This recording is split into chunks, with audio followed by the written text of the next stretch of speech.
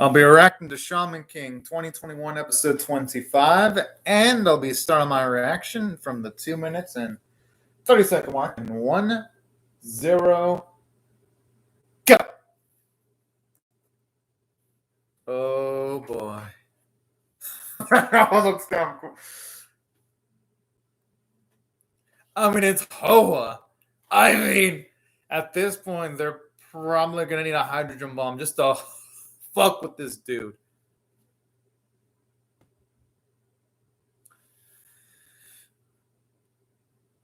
So he's got multiple elemental abilities. Holy shit! I thought originally when they showed how he was just going to be limited to flame-based abilities.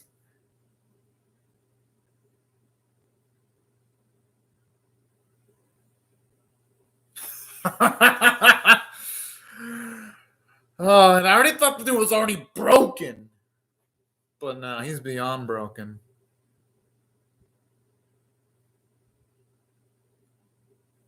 So that's implying that our boy Hoa can make a multiple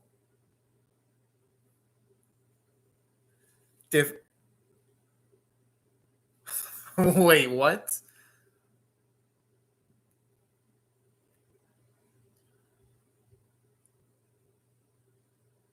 Okay, this is the definition of broken.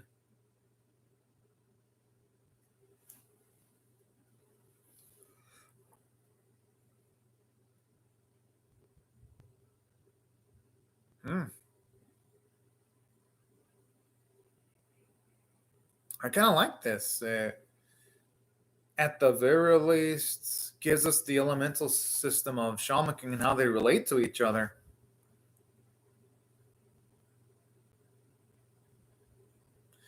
And something else I like too. I like how it isn't Yo or any of his friends explain it, so that at least there's a variety of exposition in the series. You know, shit's real uneven.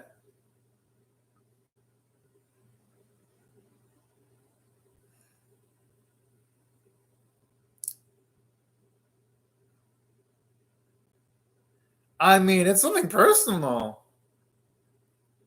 I wouldn't blame Yo for hesitating and explaining that.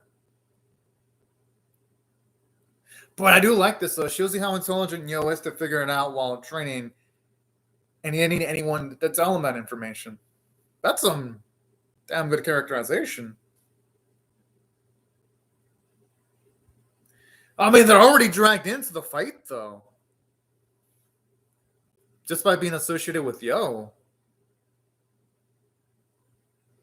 I'm assuming brother, he's going to say that? Oh.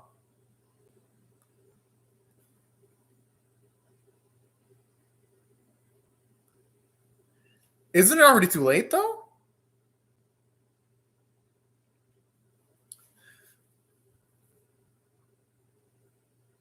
Would they be able to, though? Because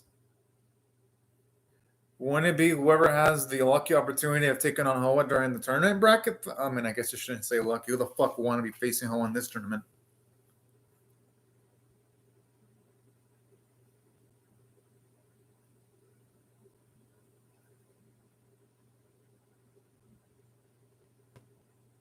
With Hoa? Mm-hmm.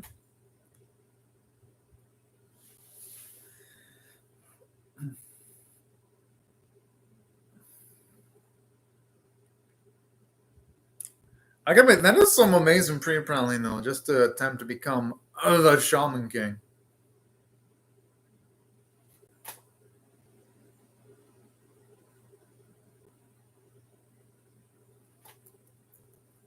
And at least here they explain why Hoa is so powerful, too. As for why it's permitted, I mean, life. Sometimes, even the poorest people can be pretty lucky sometimes.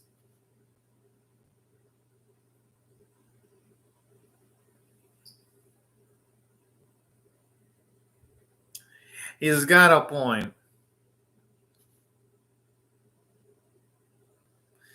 And to the X-Law's favor, I was going to have to face multiple opponents. I ain't just going to be limited to him facing X-Law, so ain't going to be such a big waste.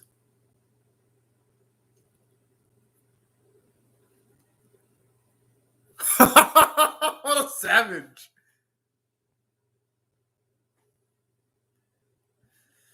What, is it going to torment those souls?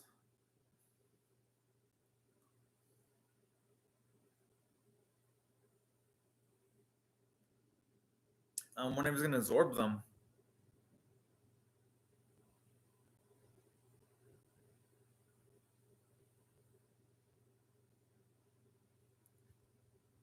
I mean, this track is freaking badass.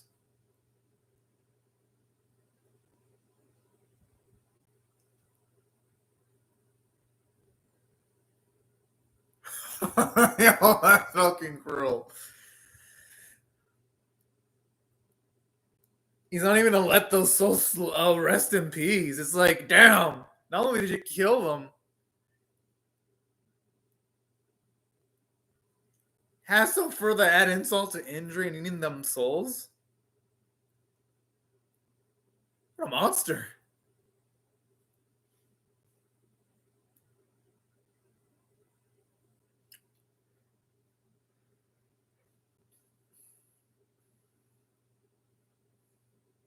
Hmm.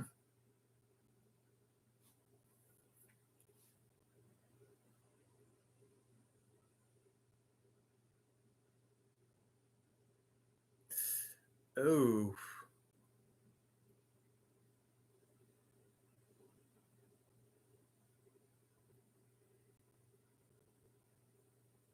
I mean, who would really?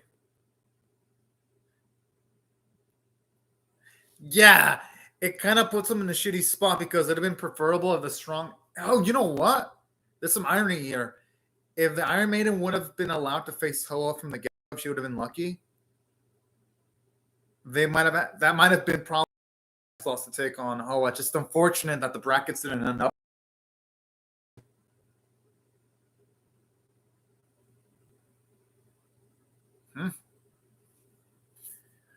What I think there's a chance that Hoa might have noticed anyway. I mean, the dude is really smart.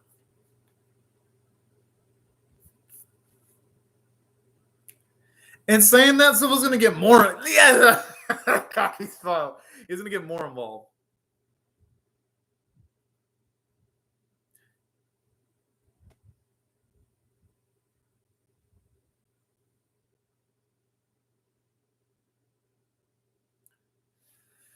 And I'm not going to blame him. Shit's personal. Like, there's no way Silva can back the fuck down.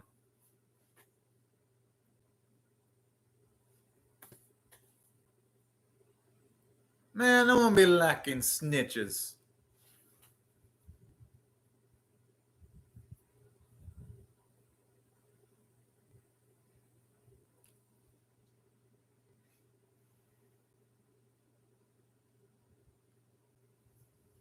I mean, regardless of matter, Manta still matters though. Because he can be there as moral support.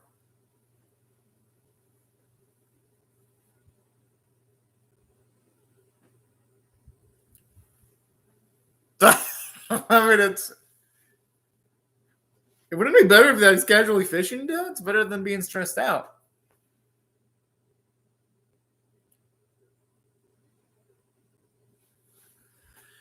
I mean, it's Yo. How are they surprised? His house could be like blown the fuck up. And as long as everyone is safe, he'll be fine. Not saying I want that to happen to you. I don't. I'm just saying he's that type of person. No, that's the optimistic way of looking at things.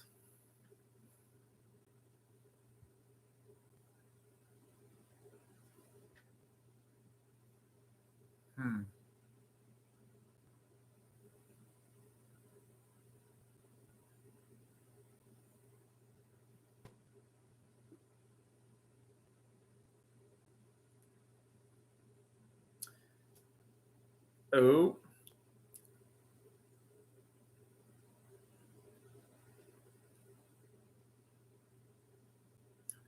Brother? Is he gonna say brother?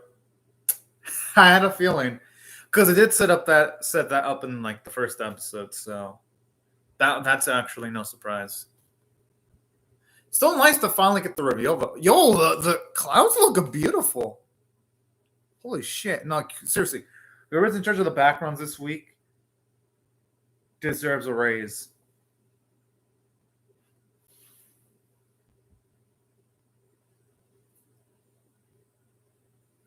He looks pissed, like the opposite. Oh, okay, yeah. I wouldn't blame him.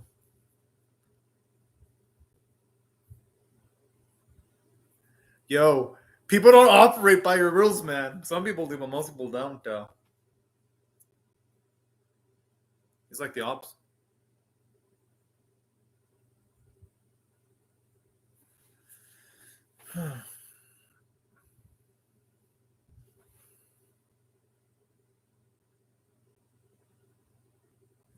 I mean, the thing is, though, they were both raised in completely different circumstances, though.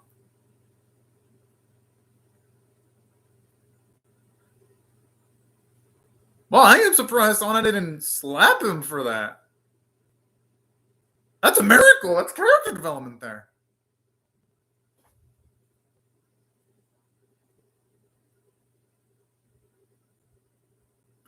But he did, though. That's the thing.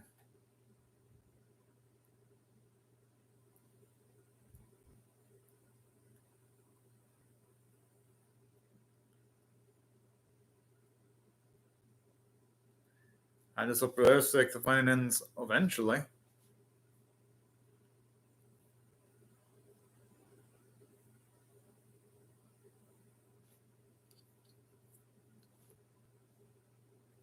Hmm.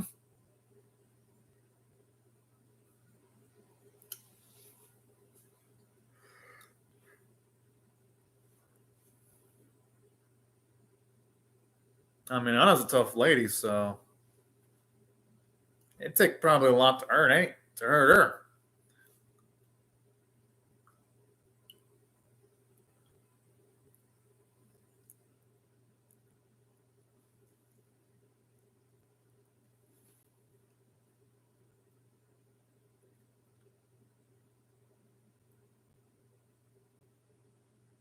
It's nice to finally get to see the events of episode 1 recontextualized, at least a small bit.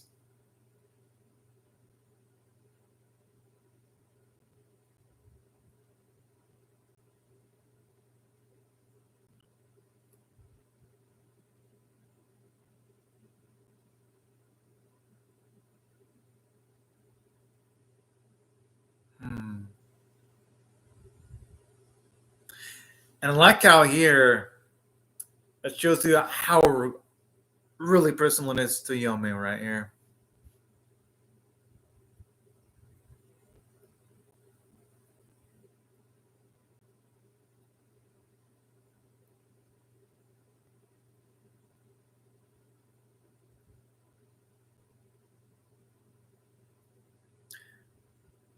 The thing about that is,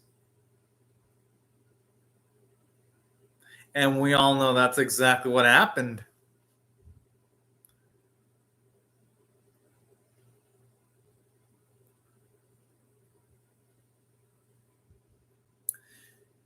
And the thing is, it'd be absolutely cruel to be killing both twins, too. I mean, who'd be able to do that in that spot?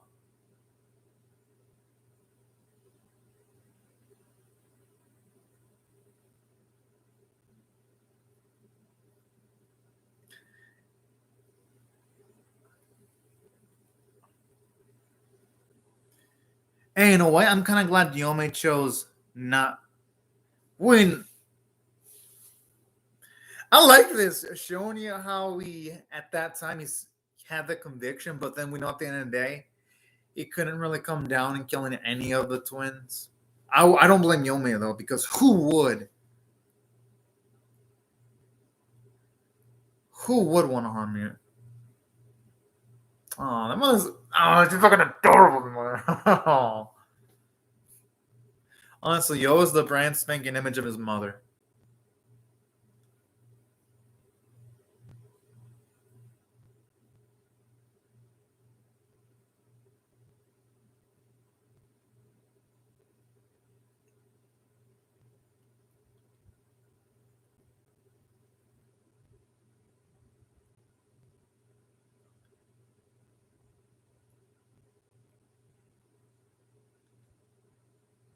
Here's the thing. Well, I'm glad that none of the twins were killed because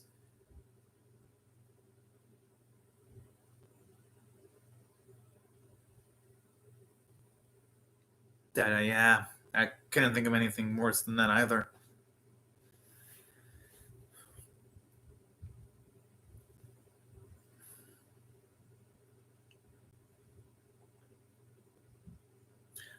Oh, so the parents are actually completely aware of the whole.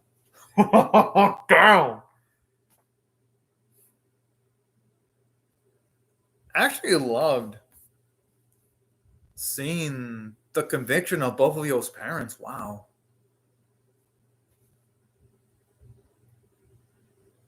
It's just a shame though that it all turned to shit though.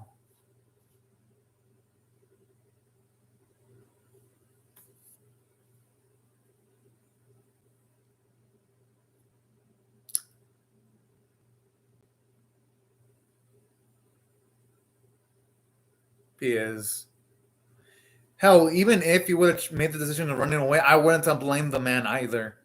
Because who would want harm to fall on their child? But at the same time, they would have. And him choosing this route shows you how selfless he is. Honestly, and just sad for like the Asakura family. It's like a lose-lose situation.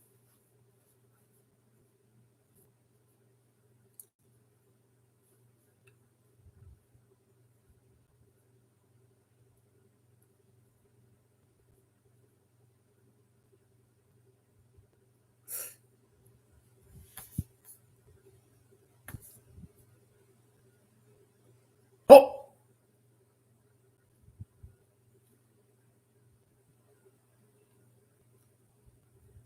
I gotta admit, that's an epic flex.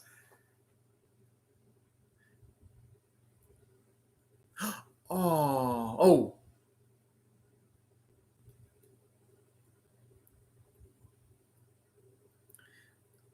Hey, you know what? And he just instantly wrecked the pops like that. Yo, that's crazy. Oh, never mind. I thought for a second that's how Yo's father died.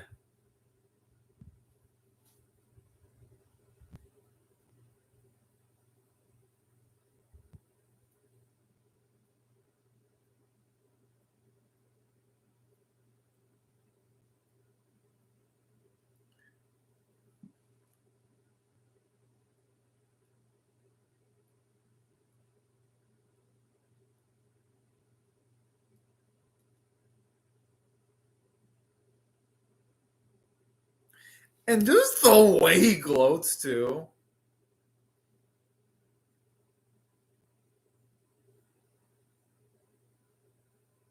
And just the audacity calling Yo his precious other half.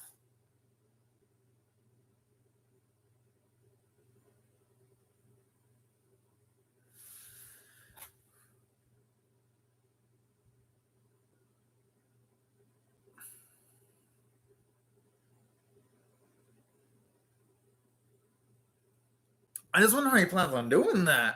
At least now we know why he hasn't ever aimed for taking Yo's life. At least now we have context to that.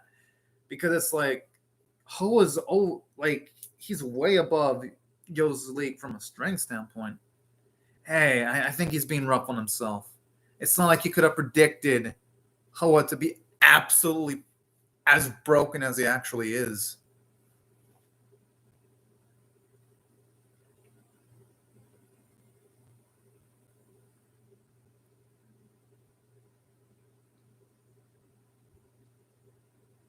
Yeah, exactly. It's nice to at least see someone as precious as Yo alive, you know?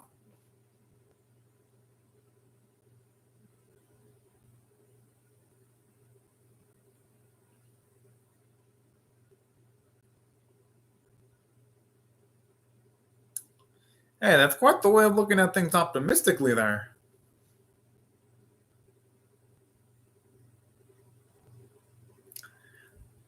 But hey, you know what? Even though Yo isn't of adult age yet, he has the mentality of an adult. At least in most occasions. Oh, great episode though. I'm actually I'm actually shocked with how great it was because after like the amazing quality of the previous episodes, I was thinking that the animation studio in charge of Shaman King was gonna try to like phone it in animation wise, but no, they made this one look pretty freaking awesome. So gotta give them absolute credit. Now, as for my rating, I'm gonna give it a 9 out of 10, and there's a lot of reasons why I thought the episode's 9 out of 10 worthy. For one, we finally get backstory into why things went down when it came to Hoa. And not just that, but I do love how we get confirmation that yes, Hoa is related to Yo, and they're both brothers. I love that kind of stuff because it's like, yeah, episode 1 gave us inklings that was the case, but this one absolutely confirmed it. And I love it because now it's like there's much more emotional connection involved between Hoa and Yo. It's going to make the conflict a lot more glorious to see. Mikisha. I love that title. It's going to make the conflict much more personal for Yo, and I love it. Like, whenever an anime protagonists have to deal with much more personal struggles, it makes fight scenes a lot more interesting because it's not just like, oh, yes, this fight looks pretty. No, it's more than now. It's like, oh, snap. Now he's dealing with a dude that's his own brother. And to stack it up on top of that, all the suffering that Ho has caused to multitudes of people, it's like, yeah, you want to see the motherfucker taken down. And that's why I love all this setup and build up regarding Hoa this week. And that wasn't the only bit that was absolutely amazing about the episode. What also put it over the top for me was that from a story standpoint, aside from getting more backstory into like Yo's parents and a bit of Hoa's background, I love how the episode also had a bit of character development for Yo, because it actually did a great job of showing off his intelligence, where all it took was Yo to do at least a little bit of training to realize that, yeah, he has blood related to the freaking monster. But simultaneously, I love how it shows his emotional maturity because he calmed himself despite the worst circumstances, and I love that. Like, whenever the series puts Yo in that type of light, it always makes him into a better protagonist than he already was. That's why I loved the writing involving Yo, and I love the writing involving Noah, because to be like, for this motherfucker to be assuming that everything's going to be peachy fine regarding Yo, even since the age of a baby, I was like, damn. I mean, I guess I shouldn't say technically a baby because Ho's like he is in the thousands. Well, he's 1,000 years old. But still, to see that he even had that cocky ass swagger even from the get-go was also fucking nice to witness too. So that was also a nice bit of characterization. I love the character development for Anna because you have Manta, he bumps into Anna, but Anna doesn't get pissed or slap him, because if this would have been the Anna from the earliest episodes, she would have just slapped Manta for no reason, just because. I like how this episode didn't do that. And that's why I thought there was a lot of substantial growth for some of the main cast. I love the psychological effects it has on Manta and Hohoro too. Like, they're both psychologically taken aback. But simultaneously, I do love how now, with all of our boys now learning Yo's circumstances, they're going to be there to try to be supportive as they can for Yo. And I love that because I think it makes the friendship that Yo has with his buddies a lot more stronger.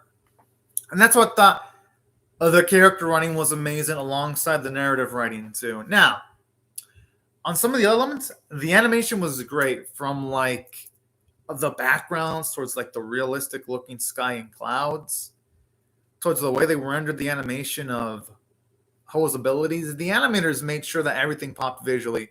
Oh, and then Baby Hoa being cocky as shit was a visual delight. So when it came from visuals, the animators, they delivered in spades. I don't even think there's any debate on that. They delivered in absolute spades. Aside from that, the artwork looked really great too. I love how the character designs were on model. And I actually did like to see, for once, what Yo's parents would look like for extended sequences. That was actually nice. Little surprise there. And the voice performances were amazing, especially the voice performances from Hoa's voice performer. Hoa's voice performer brings it each and every week. Thought the music was really badass, especially some of the personalized themes they have for Hoa. You can definitely tell the animators, they fucking love Hoa because they always give him good visuals, epic fucking music. It's like, yeah, you can tell the studio involved in making the series. It's like they could give a fuck about Ren because they make Ren's fights look like shit.